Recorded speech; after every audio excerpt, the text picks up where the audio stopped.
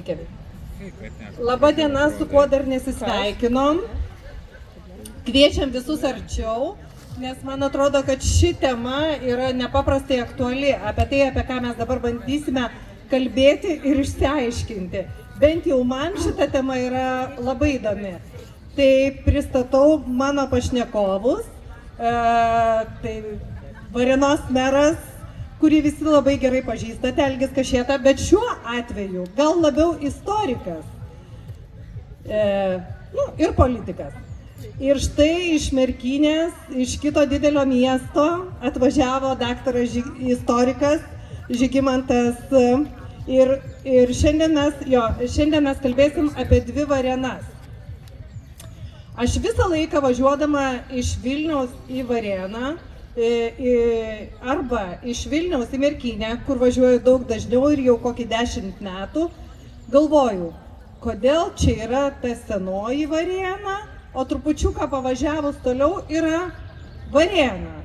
Kaip nutiko, kad tas pats miestas turi tuos du pavadinimus ir jie yra taip arti vienas kito ir niekaip nesuprantu, kodėl jie, nėra viena.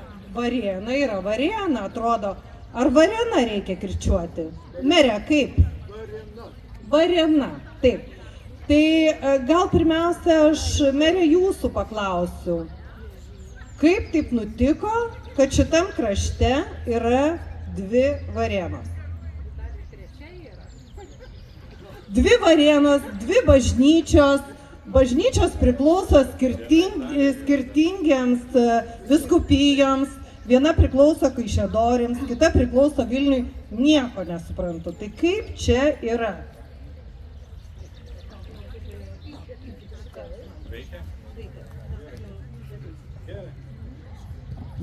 Jeigu pradėt, laba diena visiems, jeigu pradėt nuo pradžių, tai antroji Varėna arba kita Varėna atsirado nutiesus geležinkelį Peterburgas, Vilnius, Gardinas, Varšuva, kuris būtent tas maršrutas geležinkelio per Varėną atsirado Varėnos geležinkelio stotis. Beje, labai nedaug trūko, kad jinai būtų vadinusis Mergažėrio, tai yra mano gimtojo kaimo, ir tada pafantazuosiu, galbūt rajonas būtų vadinęsis Mergažėrio rajonas. Bet tai tik porą metų pabuvo dokumentuose Peterburge ir paskui pervadino, kadangi patraukė tą stotį arčiau link nuo Mergažių į šitą pusę ir artimiausia didesnė gyvenvietė buvo Varėna, tai yra, kaip mes dabar vadinam, senoji Varėna, na, o čia stotis, Varėnos stotis ir tokia buvo pradžia to susidvejinimo. Man atrodo, kad Žygimantas galėtų mums plačiau papasakoti, nes kaip aš suprantu, kad senoji Varėna yra daug svarbesnis istoriškai miestelis, dabar kaimas, negu Varėna. Ar taip yra iš tikrųjų? Jeigu taip žvelgiant į šiaip, net jeigu pasižiūrėtumėm į, tarkim, pirmuosius Lietuvos didžiosios kunigaikštystės išvis žemėlapius, tai ar tai būtų Radvilos Našlaitėlio sukurti žemėlapiai, tai iš tikrųjų, ilgą laiką buvo viena Varėna. Ir Varėna ne senoji, ne kažkokia kita, o buvo tiesiog Varėna, nes aš iš Merkinės irgi kirčiuoju Varėną. Ir tas Varėnos žymėjimas, jis visą laiką buvo toks susiklostęs, kad tikroji Varėna ir tikresnė ir kitokios net nėra, tai yra būtent dešiniajame Merkio krante. Ir apie būtent Varėnos arba senosios Varėnos tą raidą galima iš tikrųjų kalbėti labai daug. Ir kiekviena Vytauto rezidencijai turbūt čia tas klausimas dažnai iškyla arba apie jį kalbama, bet kokiu atveju net yra dabar ir paskaičiuota, teko girdėti, tai viena iš esmės daugiausia bent jau fiksuotų Vytauto didžiojo apsilankimo vietų, netgi ne šitam regione, bet iš vis Lietuvos didžioji kunigaikštystė. Vėliau egzistavo būtent valdiškas tas dvaras, Varėnos valdiškas dvaras, apie kurio vietą irgi čia yra daug diskusijų, kur jinai galėjo būti, kur tas dvaras. Viena teorija yra, kad būtent dešiniame Merkio krante, ten būtent visai šalia dabartinės bažnyčios prie tilto per Merkį, Arba kita dar versija, kad buvo ir kairiajame krante, kur irgi toks palivarkas buvo žymimas, kad tarsi ten irgi būta dvaro, na bent jau 18 amžiaus pabaigoje, ko gero, arba 19 amžiaus pradžioje, tai tikrai. Ir pati Varėna, pats Varėnos arba Varėnos regionas, jeigu mes kalbame apie kraštą, apie kaip regioną, kas priklauso tam Varėnos regionui, tai iš tikrųjų priklausė pakankamai didelė dalis būtent kairiojo Merkio kranto. Tai yra tęsiasi netgi tos teritorijos iki Marcinkonių ir iki dabartinės Baltarusijos sienos. Labai dažnai buvo įvardyjamas toks pavadinimas kaip Varėnos, arba, aš sakysiu Varėnos, man kažkodėl taip gaunasi. Varėnos giria, irgi girios masyvai, kurie ribojasi ir su Merkinės girios dalimis ir kažkaip visada iš tikrųjų tas arealas kaip regionas, jis iš tikrųjų buvo tos pačios Varėnos regionas. Ir kalbame apie tą patį ir apie parapiją, tarkim bažnyčios atsiradimą, tai dabar Laisvė paminėjo, kad Kaišiadorių ir Vilniaus vyskupijos tarsi, Merkys tarsi dalina tas vyskupijas, bet tai atsiranda kada atsiranda merė. Gal galite ir papasakoti tą laikotarpį, būtent Kaišiadorių vyskupijos atsiradimas iš esmės yra padiktuotas Lenkų okupacijos meto ir turbūt tas išskirtinumas Varėnų tada ir iškėja. Taip, iš tikrųjų, kaip administracinis vienetas šita stotis Varėna atsirado sulig Lenkų okupacija, kai 20 metų rudenį Lietuva, besikurianti Lietuva galutinai prarado, arba tiksliau iki 39 metų prarado šį kraštą kairį Merkio Dzūkijos pusę, tai susikūrė du valsčiai. Vienas, tai ta vadinama senoji, dabar vadinama senoji Varėna, tai buvo Varėnos valsčius. Ir čia Lenkai taip pat valsčių įkūrė. Na ir jisai šiek tiek, Varėna šiek tiek paaugo, todėl kad čia įsikūrė Lenkų kariuomenės įgula, čia atsirado mokykla, pravoslavų cerkvė pavertė katalikų bažnyčią, atsirado, dabar atsakau į klausimą, iš tikrųjų Vilniaus vyskupijai tada priskyrė šitą kraštą, o ana pusė ir liko Kaišiadorių vyskupijai.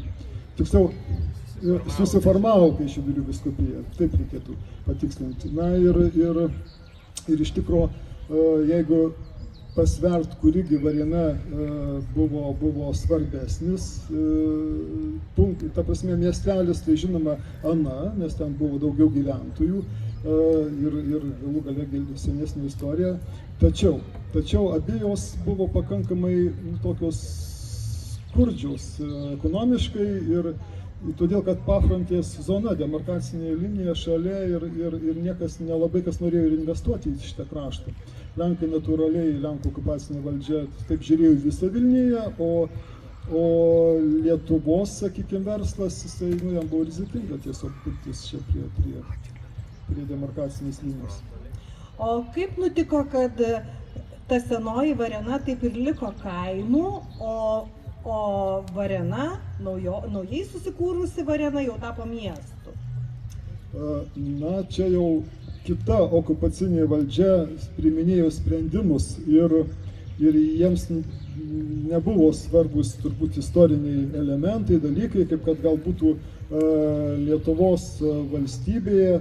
Net atvirkščiai turbūt jie norėjo gal, kad pamirštų, ar ne, tuos svarbius istorijos momentus. Toks likimas beje ir Merkinės laukė, jinai paliko periferinę miesteliu kolūkinę gyvenvietę. Na ir tas pats buvo taip pat žiūrima ir į Varėną. Žinoma, jiems buvo svarbesni ekonominiai veiksmai. Čia buvo geležinkelio mazgas, tai linija, gal taip reikėtų stotis ir ko gero vienas iš pagrindinių veiksnių galėjo būti. Tačiau neatmetu, kad ir tas vadinamas ideologinis. Na ir 1946 metais pirmoji reforma apskričių, nes iki tol Varėna priklausė, Varėnos valsčius priklausė, kaip po vienas priklausė Alytaus apskričiai, tada atsiranda Varėnos valsčius su centru čionais, jau šitoj Varėnoj, Ir 1950-aisiais atsiranda Varėnos rajonas, tai yra dar viena reforma, tos apskritys pamažinamos ir daugmaž Varėnos rajono ribos panašios liko iki šių dienų. Nu, jos šiek tiek kito, bet dabar didysis virsmas įvyksta Varėnoms 1980 metais. 80 metais atsiranda, ta prasme, prijungiama senoji Varėna, sujungiama su Varėna, viena Varėna atsiranda. Tai buvo pirma Varėna ir antra Varėna, atsiranda viena Varėna. Tačiau 1994 metais pakankamai skaičiuoti, mokantis ir taupiai gyventi senosios Varėnos gyventojai, arba tiksliau varėniškiai, tuo metu viena Varėna nusprendžia, kad labiau apsimoka gyventi atskirai, tai yra kaimiško vietovė, kadangi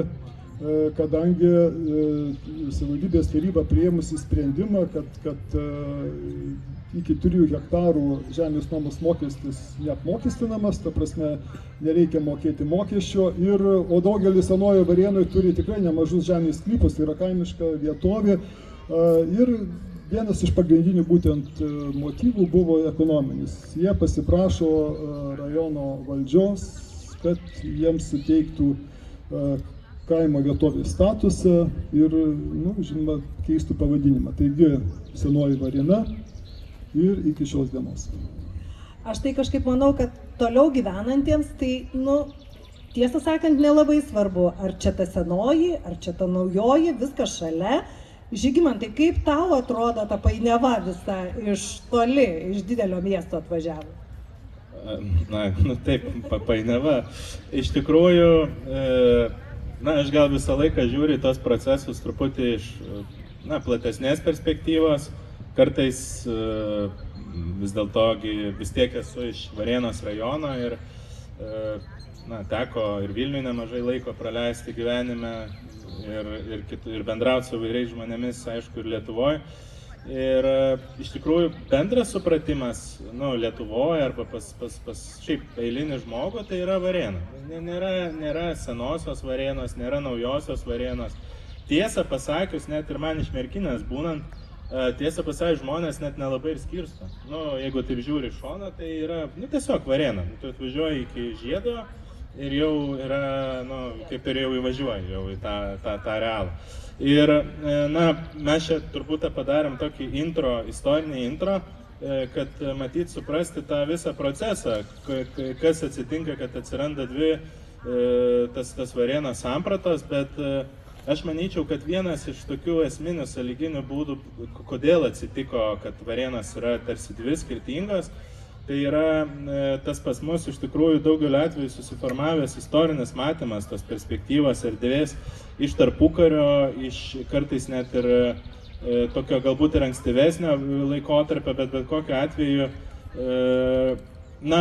Varėnos iš tikrųjų atsiskyrė arba tas regionas nebesiformavo kaip vientisas, kaip miestas, kaip teritorija, kaip kažkoks vientisa administracija, būtent turbūt su Lenkų okupacija, mano įsitikinimu. Ir būtent demarkacinė linija tarsi perskrodžia natūralų procesą, kuris vystėsi jau nuo XIX amžiaus ir vis dėlto net ir, kaip ir meras sakė, net ir kuriama geležinkelio stotis tai yra Varėnos geležinkelio stotis, bet tai nereiškia, kad jinai kažkokia yra atskiro tikrai miesto kaip pradžia ir kaip kažkoks visiškai kitas juridinis dėmuo. Ir būtent tie visi išsiskyrimai prasideda su Lenkų okupacija ir netgi tas Merkio dalykas, kaip yra perskiriama pati vyskupija buvusi Vilniaus. Tai aš, pavyzdžiui, kartais irgi matau čia Kaišiadorių vyskupija kaip reliktas iš esmės Lenkų okupacijos, nes jinai realiai ir yra to dalykas, nes tiesiog užimamas Vilniaus kraštas ir likusi Vilniaus vyskupijos dalis lieka Lietuvos teritorijoje. Esmė, nepriklausomai Lietuvos teritorijoje ir kažką reikia su ją daryti. Tai jie tiesiog pavadina tą likutį Kaišiadorių vyskupiją, Vilniaus vyskupija lieka Lenkų pusėje ir po to, kada jau yra realiai susigrąžinamas Vilniaus kraštas, tos vyskupijos ir lieka. Tai čia vienas yra toks disonansas keistas, nes Kaišiadorių vyskupija iš tiesų atsiranda ne iš gero gyvenimo, iš okupacijos faktų.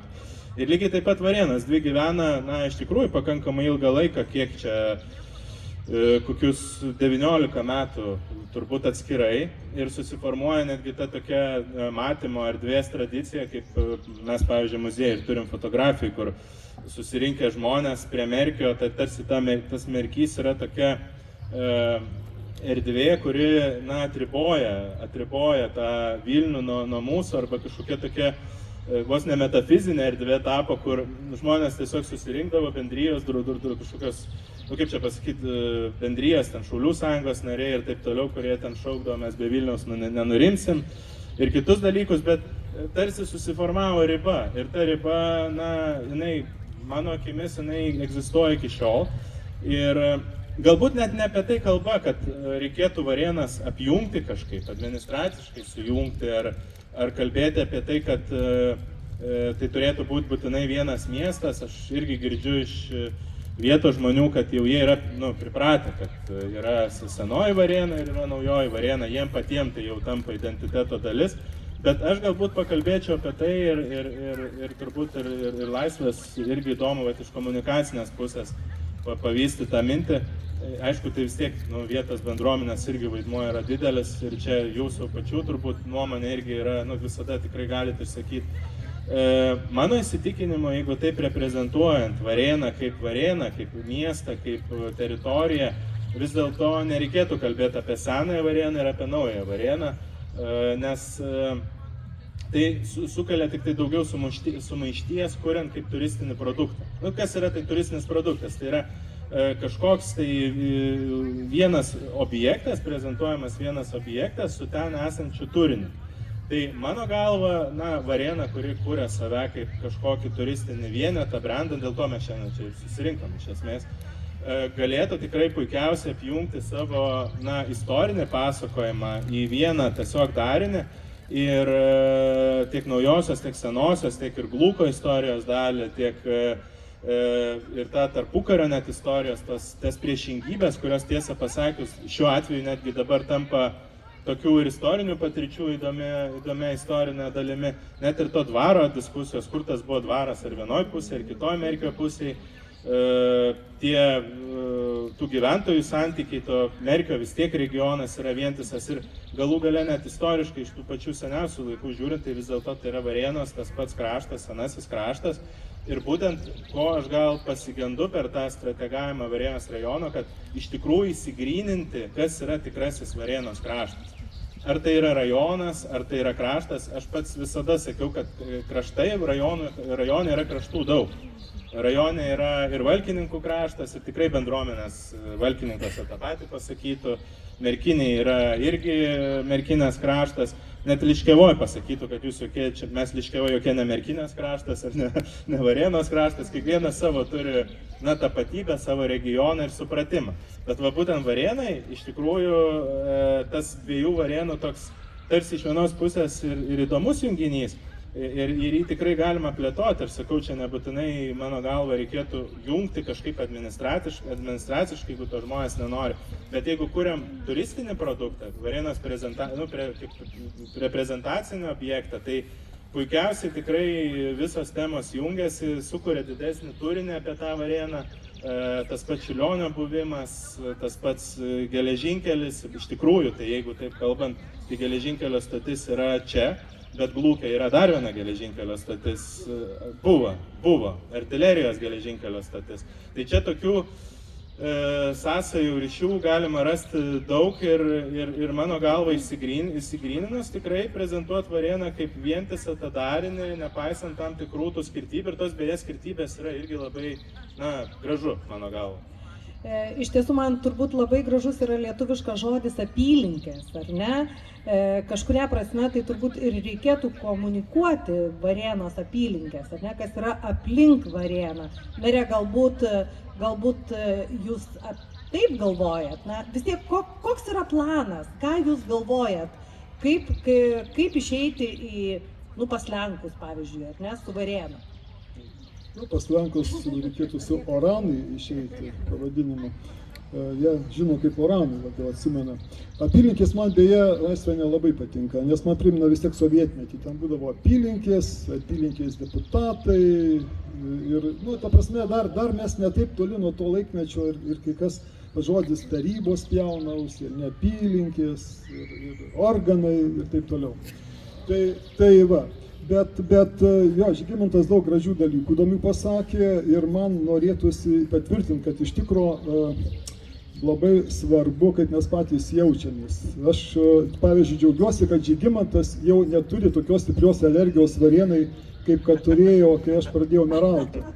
Nežinau, ar čia kiek mano nuopelno yra ar ne, bet gal tiesiog tai su metais kažkas keičiasi, bet merkiniškiai, muziejininkai, ne tik muziejininkai, nu jiems Merkinė tai taip miestas, o Varėna tai ten kaimas kažkoks, kuris nori ten kažkaip save iškelti vien tik ir būti svarbus vien tik dėl to, kad ten valdžia sėdi, nežinau. Ir kad dar geležinkelio stotį turi. Ir man būdavo keista, ir dabar aš noriu primint statistiką visgi, va, kaip tik Žygimantas šiek tiek užsiminė, kad Vytautas pagal savo apsilankymų skaičių, tas apsilankymų skaičius buvo paskaičiuotas pagal parašytų laiškų arba liudijimų kažkokių dokumentuose, kad vyko ten kažkas toje vietoje. Tai Varėnoje yra fiksuota 16 tokių datų, ar ne, nuo pat pirmosios 1413 iki 430 ir užėmė su Naugarduku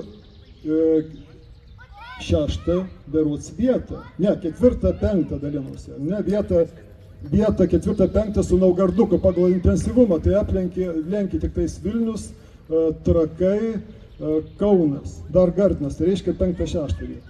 Na ir tai rodo, kad visgi Varėna turėjo šansą, bet tas šansas buvo tik tais vienam iškeliam politikui, kunigaikščiui valdant, po to su lygiom mirtim tas šansas Varėnai ir pasibaigė, nes čia vyko be galo svarbus dalykai, ar ne, ir čekų delegacija Kusito atvyksta, ir Jogaila lankosi, ir Vytautas rašo labai svarbus laiškus kryžiuočiams, ta prasme jis intensyviai pastoviai lankosi senosios, tiksliau, Varėnos, tikrosios Varėnos medžioklės dvare.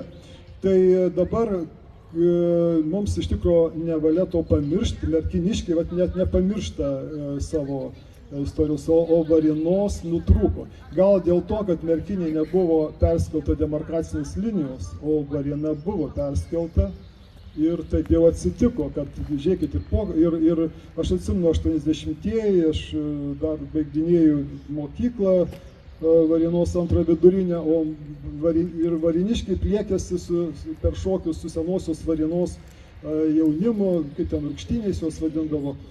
Tai, nu va čia toks kažkokia tąsa nuo tų Lenkų okupacijos, tas atskirtis ir sąmonėje, ne, galvoje lieka ir pasireiškia kitokiais būdais. Tai dabar, va, ką šiandien mano senosios Varėnos gyventojai. Ar vieni mano, kad reikėtų miestelio statuso dabar jau kaimo. Taip, aš šitą išskaičiau internete, kad jie norėtų būti miestiečiais. Bendruomenės pirmininkas sako, norim būti miesteliu. Čiurlioniškiam būti nenorim, reiškia, bet miesteliu norim. Čia kita tema. Jo, dar viena tema.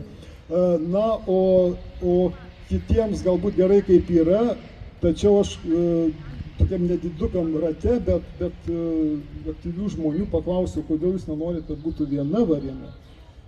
Ir nesulaukiau nei vieno pasipiktinimo atgarsio, obalsio, kad nu, taip, svarstytina.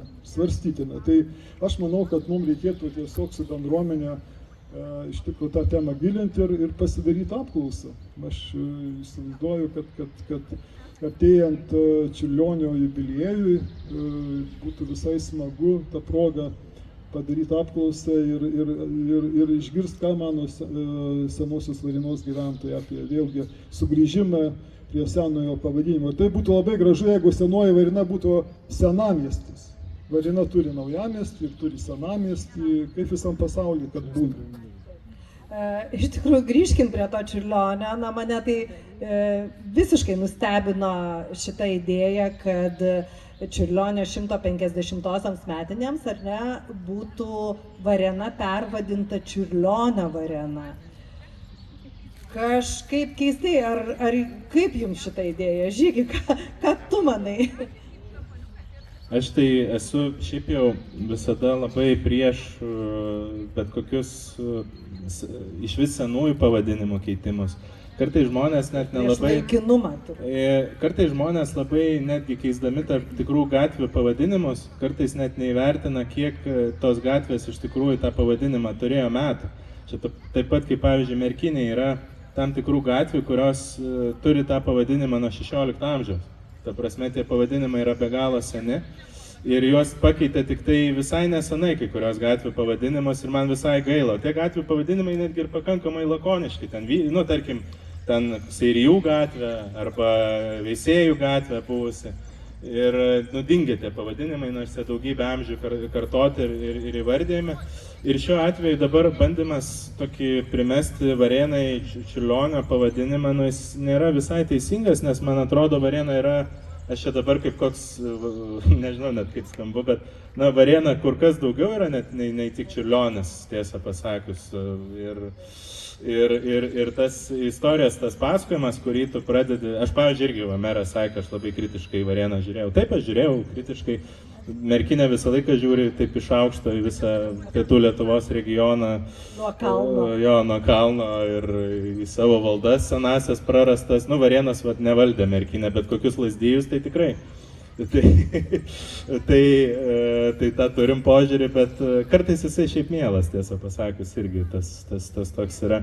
Tai o dėl Varėnos būtent, kad tas istoriškumas yra begalinis ir tam tikrų atžvilgių reikėtų tiesiog galbūt pradėti truputėlį daugiau telkti dėmesį į tos tyrimus istorinius Varėnos, truputėlį surasti tų pasakojimų, aktualizavimo, net kai kurių vietų, net erdvė, net laukas kartais tampa jau įdomia istorijos dalis, kur žmogus atvažiuoja pasižiūrėti. Kartais net niekam nesureikšminama vieta tampa atminties vieta.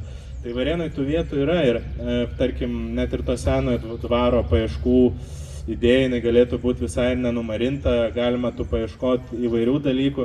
Plus aš iš tikrųjų Varėnos rajoną, čia galima net truputėlį plačiau nueiti, aš tiesą pasakius jį matau kaip labai gerą tarptautinio turistinio maršruto dalį, tai kaip Laisvė ir klausia dėl santykių, ta prasme plėtojant ryšius su Lenkija, tai iš tikrųjų tas senasis Jogailaičių kelias, apie kurį yra karts nuo karto jis iškyla į paviršių, toks pakalbama apie tai, bet ir vis dėlto tas vėl kažkur nugrimsta. Bet ne tik Merkinė buvo tas karalių miestas, Merkiniai taip, ten galima sakyti top 3 Lietuvoje, kur valdovai visi lankėsi, ten turbūt pagal praleistą laiką iš vis. Bet valdovai keliavo visur čia, visur šituo keliu ir lygiai taip pat pro Perlojų, lygiai taip pat pro Varėną, lygiai taip pat pro Valkininkus. Visi tie miestai turėjo savo dvarus. Ir Dubičiai lygiai taip pat įeina į tą kontekstą, ir tie medžioklės plotai čia, tie masyvai medžioklės, ir tas gamtos arealas, jis netgi gali būti pristatytas nebūtinai kaip vien tik tai kaip gamtos objektas, bet kaip ir tokio, karališko poilsio erdvė. Iš tikrųjų tai buvo tam tikra irgi karališkos kultūrinės tradicijos labai be galo svarbi dalis, ir tos girios, tie miškai, jie turi tą tokį šarmą, specifiką ir įdomumą. Tai mes iš tikrųjų visada, net ir jeigu, tarkim, kalbant apie tos senuosius laikus, ieškant tam tikrų ryšių, tai, tarkim, tas tarptautinio kelio gimimas, kalbant senaisiais, tais tarptautiniais net kelių terminais, kurie čia egzistavo, tai Varėnos rajonas puikiausiai tą gali eiti ir Varėna lygiai taip pat. Tai ta dvaro tema tikrai mano galva yra tikrai toliau vystintina ir paieškoti tų dvaro pėdsakų tikrai būtų vertėto. Labai įdomu, tarkim, ir ta Varėnos senoji seniūnija, kuri buvo valdiškas, tas, kaip dvaras, grubiai tariant, bet iš tikrųjų kas yra seniūnija, tai yra iš esmės valstybės valda, kurią valdo seniūnai. Ir tie seniūnai jie administruoja, bet kas yra įdomiausia, šiaip aš pats nesu tyrinėjęs Varėnos seniūnijos, nes tiesiog neturėjau laiko, bet kada nors bus galima ir prie to prieiti. nu, man, pavyzdžiui, aš Merkinės esu išnagrinėjęs, tai vis tiek ten dažniausiai yra prašymai ir tie, ką mes, pavyzdžiui, kalbam Merkiniai, taigi tie dalykai neatsirado iš dangaus, tu juos turi ištirti, išsiaiškinti ir tada jie natūraliai prigyja, tie pasakojimai atsiranda ir viskas juda toliau tą linkmę. Tai Varėnos ir tą senąją seniūniją panagrinėjus. Aš sakyčiau, čia nėra kažkoks priekaištas Varėnai, nes tai yra būdinga visam Lietuvos regionui. Aš, pavyzdžiui, dabar Alytus. Tai tik dabar staiga išaiškėjo, kad Alytui karališkoje ekonomijoje stovėjo didžiausi, puikiausi rūmai. Ir dabar pats ten pavaikščiau, palandžiau, pasirodo net ir 18 amžiaus mūrų liekanos. Nieko apie tai Alytus nekalba, nieko apie tai nežino. O dar kai pasirodė ta informacija, dabar mesiu akmenį Alytaus muziejaus daržą. Net nepasidalino tą informaciją. Tai kaip tos istorijos yra kūriamas, tai nuo to ir prasideda, kaip tik nuo tokių trupinėlių istorijos, tokių suradimų, kas kaip buvo. Ir tada staiga ir gastronomija senoji pasidaro įdomi. Nu, daug yra niuansų. Tai čia yra visas kūrybinis didžiulis darbas, bet tiek tą šansą turi, jeigu kalbam apie tą senesnę praeitį, tiek apie Varėną, tiek ir apie būtent ir tos visus senuosius centrus, kurie yra buvę. Varėna yra lygiai taip pat senasis centras. Senasis irgi turėjęs ir administraciją visais laikotarpiais. Tai ir ta senoji, naujoji Varėna, tai čia yra jau iš esmės 20 amžiaus produktas, kas irgi yra, kaip ir suprantama, tai yra istorijos dalis, bet reikėtų turbūt įsigryninti, kas vis dėlto kurtų tą pridėtinę vertę, kuriant tą turistinį produktą. Nes aš dar laisvę pasakysiu, nes esmė ta, kad Lietuvoje su turizmo vystymu, turistinio produkto kūrimu mes dar tik pradedam iš tikrųjų žengti mažyčius žingsnelius. Suprasti, kad turizmas yra didžiulė iš tikrųjų pramonės šaka. Ir verslo dalis. Aš čia taip intensyviai norėjau pridurti, kad Žygis labai gražiai pradėjo pasakoti apie tai, kad reikia turinio komunikacijai, ar ne? Komunikacijos nepadarysi tuščioje vietoje, ar ne? Jeigu mes turim turinį, tai mes turim komunikaciją. Komunikacija šiais laikais, yra labai svarbi. Turbūt, jeigu yra legenda, ją labai lengva papasakoti ir tada legenda pritraukia lankytojus, ar ne? Tada žmonės pradeda važiuoti, žiūrėti, o geras, tikrai, kas čia yra. Tai aš čia galbūt labiau kalbu kaip komunikacijos žmogus. Tai aš tik norėjau dar pasakyti, kad Valdas sėdi ant suolo ir labai laukia, kažką norėjo pridėti, taip? Tai ačiū Žygimantui ir merui, ačiū, kad už tokį gerą istorinį pristatymą. Ir tas identitetas tikrai yra labai svarbu ir suprasti, kur mes gyvenam, tą teritoriją. Bet šiandien mano klausimą žiūrint į truputėlį ateitį. Aš manau, kad jeigu mes norime senosios Varėnos sutikimo arba noro tapti vienu miestu su Varėna, tai mes turėtum jai atiduoti duoklę. Ir duoklę gal atiduoti labai praktišką. Mes turėtume visus administracinius pastatus perkelti į senąją Varėną iš Varėnos. Paimkim pavyzdį iš Vilniaus savivaldybės, kaip išsprendė daug labai dalykų. Perkelė, savo savivaldybę į naująjį verslo.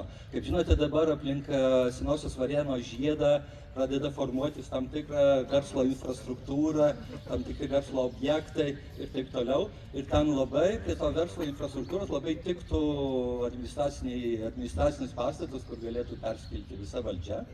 Senoji Varėna gautų didelę dovaną, o šita Varėna gautų puikų viešbutį, apie kurį čia Morijus kalba, kad mums reikia 5 žvaigždžių ar kažko tai. Taip kaip šitų 2 pastatų padarius gerus apnakvydinimo vietas, mes tikrai galėtum sukurti labai gražių dalykų. Kaip jums merė atrodo? Ačiū į temą. Man čia atvirai pasakysiu, man panašu kaip į Žemės ūkio ministerijos perkelimą iš Vilniaus į Kauną ir mes žinom, ko visą tai baigėsi. Ta prasme, idėja vis tiek turi turėti kažkokį išskaičiavimą, pagrindą. Tai pati idėja, jinai skamba simpatiškai, bet manau, kad jinai būtų nelaimingi ir vienos ir kitos Varėnos gyventojai finale, o viešbučio neįsikurtų nei tam, nei anam, nes jie visiškai nepritaikyti tom reikmėm. Ir viešbutis arba verslas ateina tada, kai jisai mato prasmę, tada, kai jam išlaisvinsi vieną kažkokį mūrą didelį ir nuo to nieko neatsitiks. Tai mes, aš iš savo patirties 9 metų sakau, tai mano galva, iš tikrųjų mes turim fragmentų, daug gražių fragmentų, mes jau dabar turim ir bendrą projektą su Lenkais, atkurdami senosios Varėnos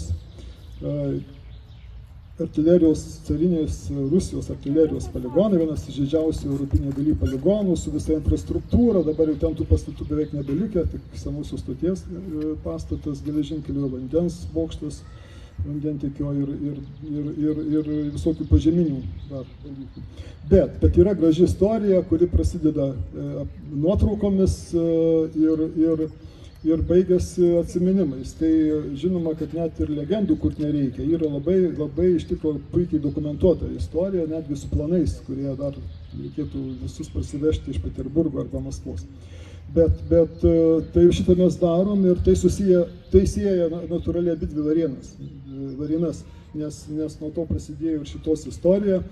Mes turim laisvės kovų istorijos fragmentus. Žiūrėkit, net ir pokaryje 2 batalionai su aiškiais pavadinimais, Merkinės batalionas, Varėnos batalionas, partizanų, tai buvo irgi ne senosios ir ne naujosios Varėnos, o Varėnos.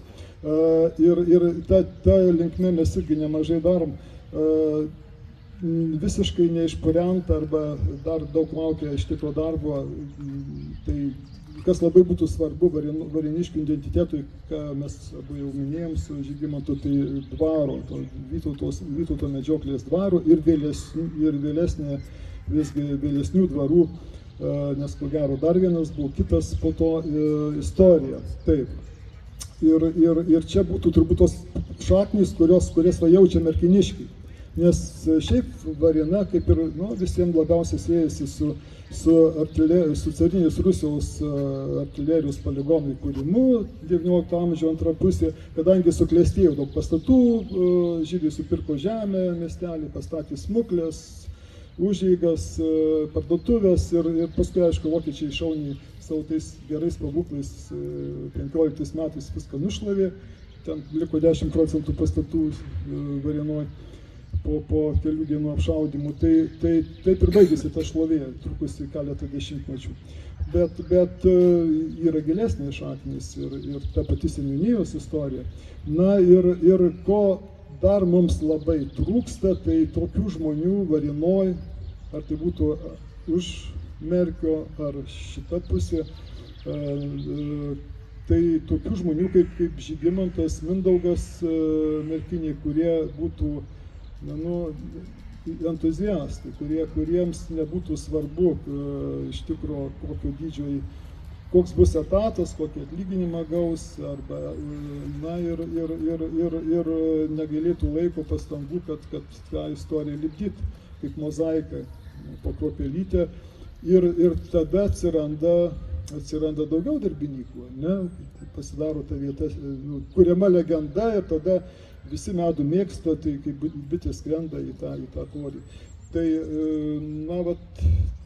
ta linkme judėsim visiems. Tai iš tikrųjų labai linkiu tos vieningos Varėnos, linkiu entuziastų čia daugiau, dėkoju už pokalbį ir galvoju, gal kažkas turit klausimų. Nebejoju, kad Mindaugas turi klausimų. Nieko, aš prieisiu. Čia reikėjo pradžioje apie tą šnekėti, dabar jau per vėlų, kai mes apie ateitį. Ir žinau, kad istorikai labai nemėgsta temos, kas būtų, jeigu būtų buvę kitaip. Nes tai yra truputį spekulacija, bet iš tikrųjų įsivaizduokite, jeigu būtų gyvenimas pakrypę, aš visą laiką važiuoju šitas iš vienos Varėnos į kitą per tiltą, visą laiką pagalvoju, koks tai galėjo būti gražus miestas, jeigu ne visos šitos peripetijos su keliais tiltais per Merkį, su parkais, su visko, kaip galėjo viskas, reiškia, šitas pasikeisti kitaip. Nes dabar tai, jeigu taip jau žiūrint, galbūt nelabai mandagus, bet vis tiek toksai vaizdas, kad ta Varėna, kai pasirado geležinkelio stotis, taigi buvo 2 gatvės faktiškai, palei geležinkelį, vienas atmenai tokia, tai raidelė. Tai tas, kad tas visas miestas dėl istorinių aplinkybių, aš suprantu, jis nusigrėžė nuo Merkio veidu į geležinkelio stotį. Ir dabar turim, ką turim, tai dabar nebent jį vienyti virtualiai, kaip kai jūs čia mėginate, reiškia per praeitį, per viską, bet jau va, tas šansas praleistas, bet galėjo būti nuostabus miestas. Lieka tik pritarti. Jo, tai tada pabaigai pasakykit man, tai senosios Varėnos yra, senoji Varėna yra Europos grybų sostinė ar Varėna? Ne, aš visgi, nors paklausus Lietuvoje, bet kurio, nu, bent turbūt kas devintas Lietuvos gyventojas pasakytų, kad jam Varėna asocijuojasi su grybais, tai visgi norėčiau, kad Varėna asocijuotųsi ne tiek su grybais, kiek su visa nuostabia gamta, ežerais, miškais ir tame tarpe visa grybiena, kuri čia yra tuose miškuose, ir nepamirštų Čiurlionio. Tai mes ir pasirinkom gamtos ritmu savo nelietuviškai pasakysiu, brendą, o ne vien tik tais baravyko siluetą. Aš tą ir norėjau pasakyti iš tikrųjų, nes jeigu jums pavyko išsukti Varėną kaip Europos grybų sostinę, tai aš nebejotinai tikiu, kad pavyks išsukti Varėną kaip tikrai seną, vertingą, istorinį miestą su nuostabia gamta. Tai ačiū mere, ačiū daktarė Žygi, ačiū jums, kad klausėte ir netrukus mes turėsim paskutinę šios dienos diskusiją, bandysim suvienyti gamtą ir žmogų. Nežinau, ar mums pavyks, bet labai stengsimės. Ačiū.